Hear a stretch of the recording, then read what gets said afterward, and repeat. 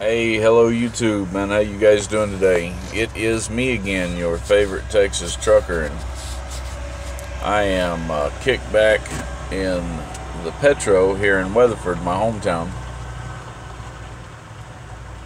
And some of y'all may already be asking, why, if I'm in my hometown, why am I not at home? And I've actually got a fairly decent reason for that. So, in order to give you the reason, I'm going to have to tell you a story.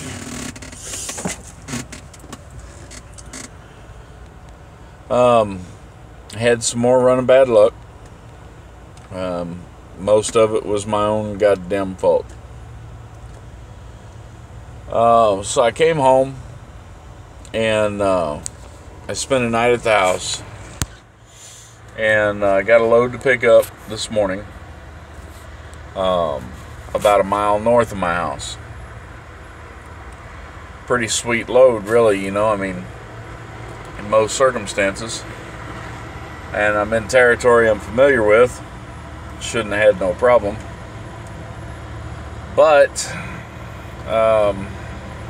this was a load from hell. And so what happened is I came home yesterday, and Triple C had some chairs or some seats they had pulled out of other vehicles that were just kind of thrown out, in the back. They were going to throw them away, and so they told me if there was anything I could use there to fix the seat that was in my truck to, go ahead and take it. So let's see. Notice the gray seat that I'm sitting in. Notice the red seat over here on the passenger side. So I have a new seat. It's not new, it's a used seat, but it's in good condition, and it works, and it's comfortable. So I'm happy. I spent most of yesterday tearing my old seat out and salvaging all of the airlines from my old seat so that I could get this seat operational. Put it all back together again, got it running, and went home for the night. This morning I went back and picked up my truck again and went to go get my load, and this is where everything went horribly wrong. So I go to the location, and it's a mattress factory or mattress company. And I think part of it was the customer's fault, and part of it was my fault. I take the bulk of the responsibility because I made the stupid decision. But there's 3 entrances to the property, all right? And as you're traveling southbound, as you're traveling northbound, the first entrance is on the right, but it's a really narrow entrance.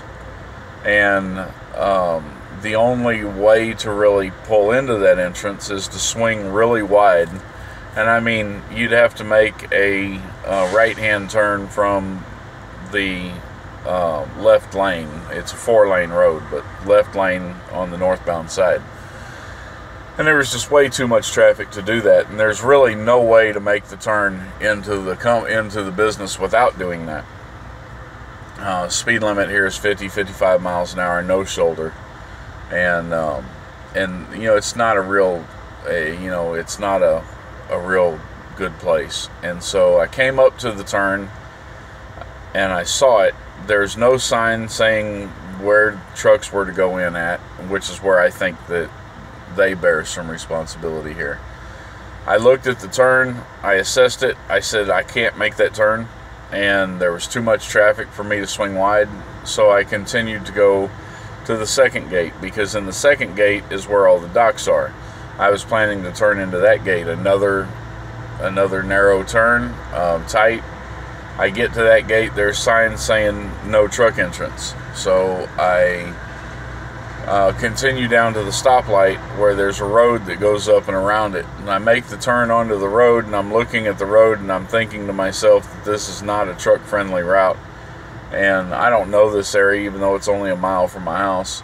And so I'm looking at it thinking, man, there's no way I'm gonna be able to get a truck in there. But there's a side entrance to the company. Then there's a dock right there. So I pull in. When I pull in, I notice that it's all kind of like a sandy ground, you know, and so I stopped and I got out and I walked around trying to find somebody I could ask. And one side was all mud. I knew I didn't want to go over there. The other side looked like a hard packed dirt, sandy type ground.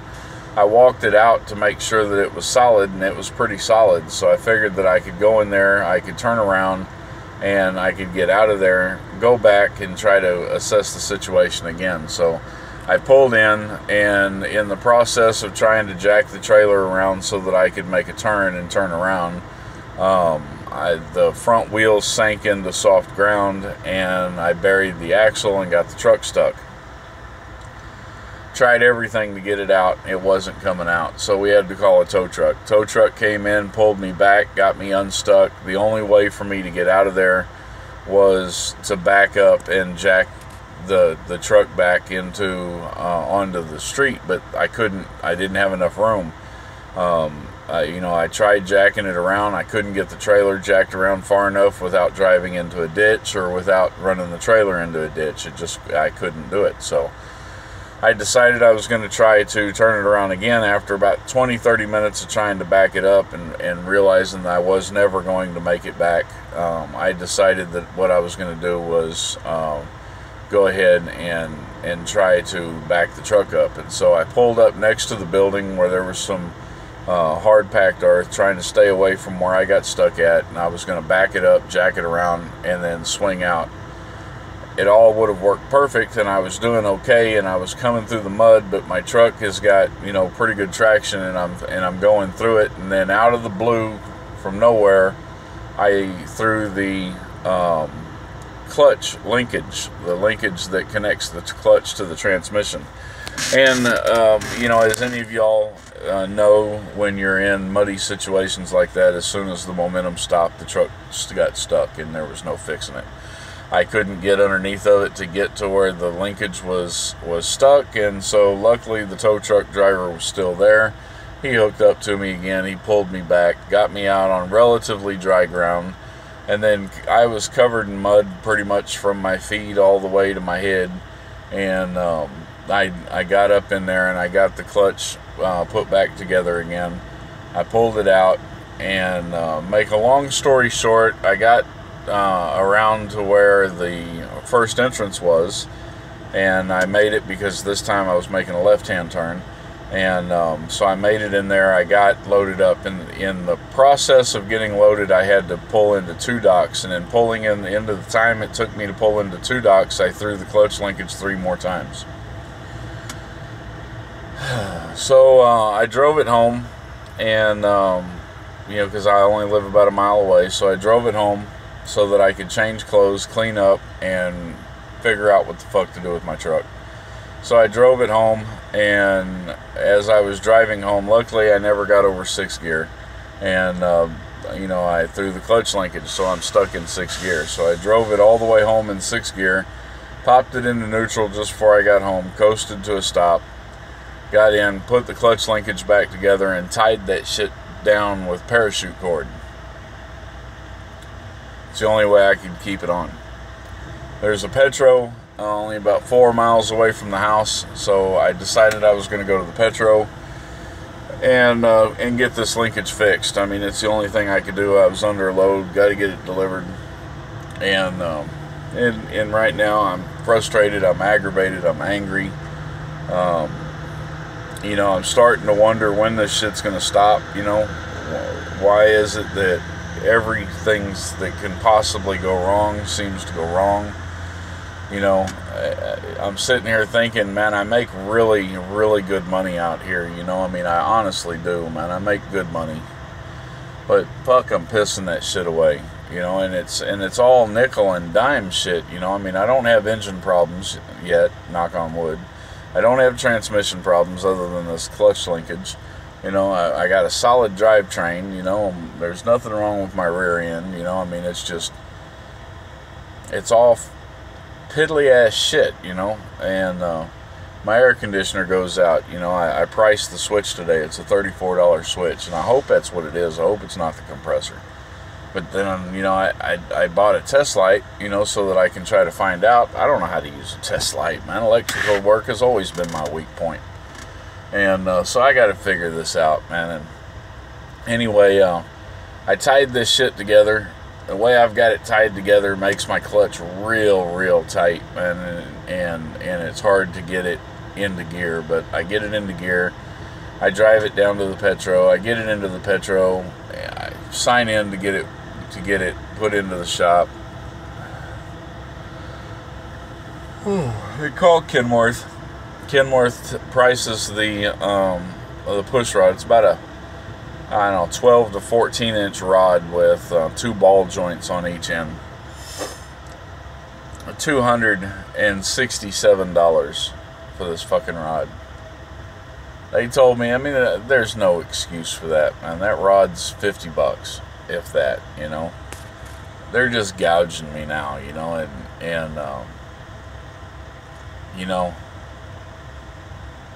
my company's been so good to me. They've covered a lot of my shit for me. I don't want to keep asking them for money.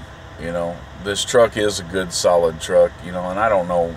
It's all little pissant shit that's breaking down on it, but it's all the time, man, constantly, non-stop. This thing is just, little shit, and it's all little shit that you don't really pay attention to, when you're driving trucks. A lot of this stuff I never looked at, man, when I was driving a company truck, I'm running into shit that's going wrong, that's fucking up, that, I'd have never thought of as a company driver, and the big shit, it's all good, my tires, that was the biggest thing to go out, and then the starter, but, everything else that's gone wrong has just been a little pissant shit, and man, I tell you, it's just frustrating me. But so they tell me $267 for the part. They quoted me like $417 for the total repair. What the fuck am I gonna do, man? I ain't got no choice but to fix it, So, I tell them to put it in the shop. Takes them, somewhere around an hour or so to get to Kenworth, pick up the part, and come back. Get it back, they got the wrong goddamn part, man. I pulled my truck into the shop. I decide, I have my wife go down, pull out $500, and decide I'm just going to go ahead and do a lube job on the truck too, truck and trailer while I'm here, it's only $38. And might as well get it done so nothing else breaks. Maybe doing the lube on it will keep anything else from breaking, so... So she brings the money down, and the truck's in the shop, and it turns out that this is the wrong part. They sent the wrong damn bar. So now they've got to get back with Kenworth, find the proper part, and go back to Kenworth. So it's 2 more hours that I'm waiting on them. It was like 11 o'clock in the morning when I put the truck in the shop. It's like fucking 4 o'clock in the afternoon before they finally get back with the actual part. They get my truck fixed, and I'm just frustrated, and I get up to check out, and this is where sometimes God just blesses you, and there's no reason for them to have done what they did. But they did it, and it's times like that when I'm sitting there, I'm frustrated, I'm aggravated, and I don't know, starting to wonder if all the forces of the world are against me, if I done pissed off somebody, fucking changed the name of my truck from Blue to Murphy, and because Murphy's Law is kicking my ass, and anyway, I get up there to check out, and this guy says, "Hey, man, he says, you know, you've had to sit here and wait a long time on us, man. And he said, so because you've had to wait so long, we're doing the lube on the truck and tractor for free. We're not even going to charge you for it. Hey, that's $38, man. I'm happy. The $267 part was the wrong part. The new part was $157, I think. But he tells me, he says, man, because, you know, we ordered the wrong part, and because, you know, we screwed up, and we had to go back and get the part. He said, like, I know it cost you time, so I'm going to discount the part. I was like, okay, well, what do I owe you? And, you know, he tells me $139. So I'm like, that's it? You know, $139? And he's like, yeah, $139. I'm thinking to myself, the part itself was $157, you know, and they're only charging me $139. Labor's $119. I got this confused look on my face, I guess, because he looks at me and he says, hey, man, he said, we discounted the part. Instead of charging you for the whole part, we just charged you for the ends. There's screws on the end, or they screw on or some shit anyway. He said, they're just charging me for the ends. So they charged me like $30-something for the part and $119 for labor. Nothing for the lube. Man, made my day. You know, made my day. And, man, oh man, there's a lesson in it, you know what I'm saying? I always try to find the lesson, you know, because there's something to be learned from everything. From every experience you have, both good and bad, there's something to be learned from it. And, man, I'm not going to lie to y'all, man. I am frustrated. I'm making really good money, you know. I have no complaints about the money I'm making. The load that I'm going down to pick up right now is $2.22 a mile. The load I'm picking up from there going to Oklahoma is like $2.60 a mile. The load that I'm picking up after Oklahoma that's going to bring me back to Texas and home time is like $2.50 a mile. Pretty decent pay, you know. I mean, I'm happy with it. I mean, I make pretty good money, you know. And the bills on my truck, the expenses on my truck are pretty low. $600 a month for the truck, $140 for bobtail insurance and physical damage. $225 for insurance with the company, or $255 for plates.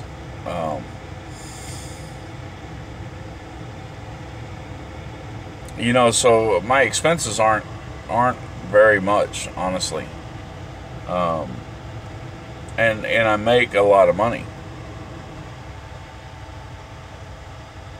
And I know that buying an old truck, I had maintenance issues, you know, and I knew that. And I knew that the first year would be maintenance heavy.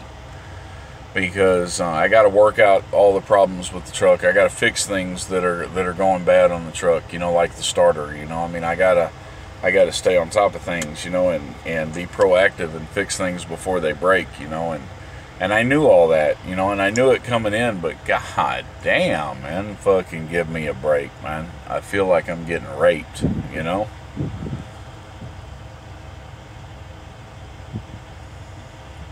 But there is a lesson, you know. I don't know why I'm being tested, or I don't know why I say I'm being tested. It may just be life, you know. I mean, I don't know why everything is going wrong that's going wrong.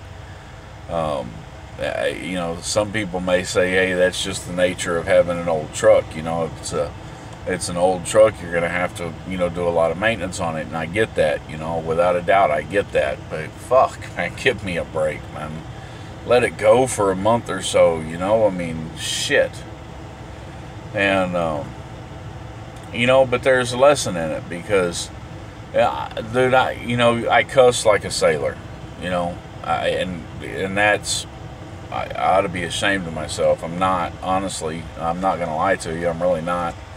I ought to be, because I'm an ordained minister. I used to be a senior pastor in a Baptist church here in Mineral Wells. For 3 years I stood behind a pulpit preaching the Word of God. And so I ought to be ashamed of myself for cussing like a sailor all the time, but I'm not.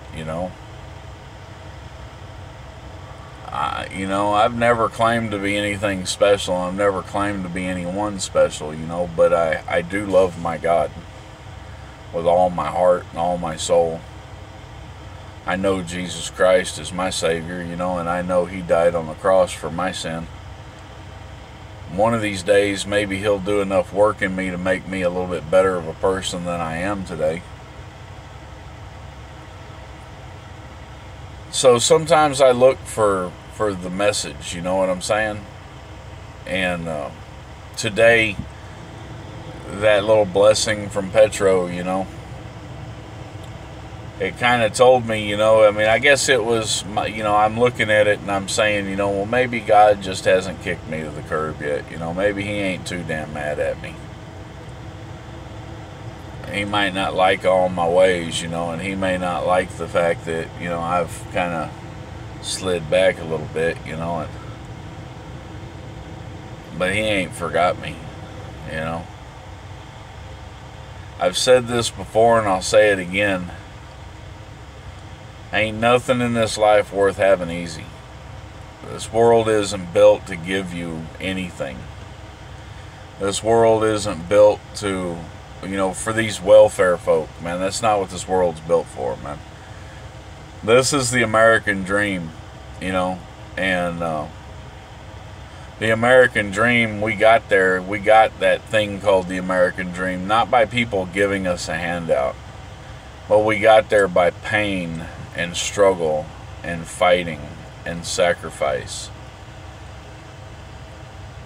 This trucking thing is important to me. Being an owner-operator is important to me. And I'm going to see it through,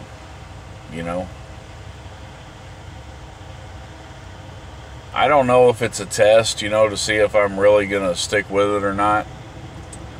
I don't know if it's God's sense of humor, I don't know if it's just bad luck. I know I'm sick and tired of it. I know that.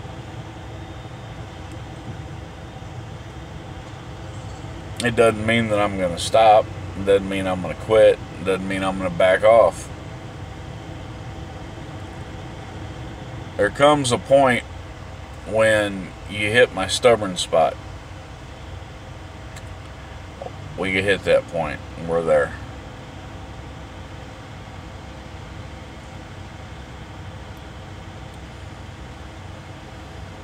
Nothing in life is easy. Or nothing in life worth having is easy. There's a lot of shit in life that's easy, but ain't nothing worth having easy.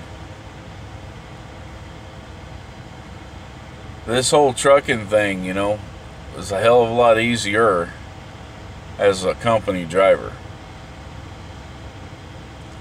Company driver, all you got to do is call up there to, your maintenance department and say, hey, man, I got this problem. Boom, it's fixed. This company driver, you ain't going to be running around in a 1997 truck, man. You're going to be running around in 2015, 2016, 2012, maybe the oldest that you get. But you're going to be in a brand new truck. Everything in it's going to work just right. But you know what? That's your company's truck, Don't belong to you. You have no ownership in it. You have no real pride in it. You have no accomplishment in it. You just drive, And there ain't nothing wrong with that. I'm not downing anybody that does that. There ain't nothing wrong with that. I'm just saying that, that's not your truck. You have no ownership of it. You may be proud to be a truck driver. You may be proud to drive for your company. but you have no pride built in that truck. You know what I'm saying? That truck didn't cost you blood, sweat, and tears. That truck didn't empty your pocket. You know, you didn't have to tighten all the bolts on that truck and check things that are shaking loose and fix wires. You know, you didn't have to do all that. All you had to do was take it down and put it in a maintenance shop somewhere and let some faceless person down in your maintenance department fix it. It's a lot easier being a company driver. If your truck breaks down, they got a loaner. They can put you in a loaner, you know, for a week or so. Yeah, it might be inconvenient, but you're still going to be out on the road making money. It's a lot more difficult as an owner-operator. You got to pay attention to every piece, every part of this truck. You got to pay attention to every bolt. You've got to pay attention to every wire. You have to pay attention to every hose. It doesn't matter whether it's on your pre-trip or not. It doesn't matter whether or not it's something that DOT might look for or not.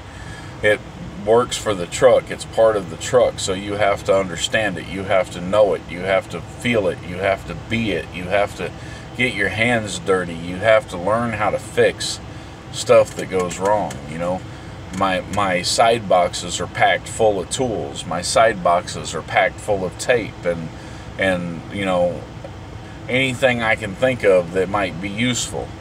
And every day, sometimes 2-3 times a day, I stop, I pop the hood, I look to see if anything has gone wrong. Because there ain't nobody to put me in a loaner. There ain't nobody to call to fix this truck. When it breaks, I gotta fix it. When it breaks, I gotta take it somewhere to have it fixed if I can't fix it. So the things I don't know how to do, I got to learn how to do. Like this electrical thing. I got a test light. I don't have a fucking clue how to use a test light. I'm not an electrician, but I have an electrical problem with my air conditioner, and I got to figure it out, and I'm going to figure it out. It may take me a few days, but by God, I'm going to figure it out. So anyway, this video's running up on its time, man. I got about a minute left, you know, before it's going to cut itself off, so... you know, this is my update. Y'all take care. Stick around, because it's going to get good. Not everything is going to be a problem. Not everything is going to be not everything is going to be an issue, you know. I remain unbroken. And I know God's on my side. I might be a foul-mouthed dude, you know, but I know God's on my side. Y'all take care. Peace out.